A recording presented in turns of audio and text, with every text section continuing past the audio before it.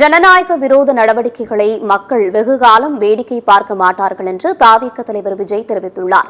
அவர் விடுத்துள்ள அறிக்கையில், சென்னை அண்ணா பல்கலைக்கழகத்தில் மாணவி ஒருவர் பாலியல் வன்கொடுமை செய்யப்பட்ட சம்பவம் தமிழக மக்களிடையே பெரும் கொந்தளிப்பை ஏற்படுத்தியுள்ளது என்று கூறியுள்ளார்.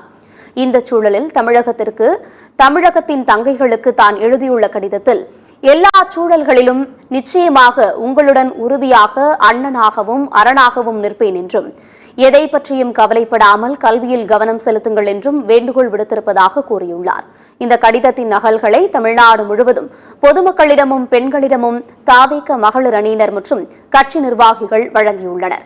சென்னையில் பொதுமக்களிடம் இந்த நகல்களை எமது கட்சி தோழர்களை வழங்க விடாமல் தடுத்த காவல்துறையினர் அவர்களை கைது செய்து பின்னர் விடுவித்துள்ளனர் என்று விஜய் தெரிவித்துள்ளார். ஜனநாயக வழியில் பிரசுரங்களை விநியோகம் செய்ய முயன்றதாக அவர்களை கைது செய்தது கண்டனத்திற்கு உரியது என்றும் அவர் தெரிவித்துள்ளார்.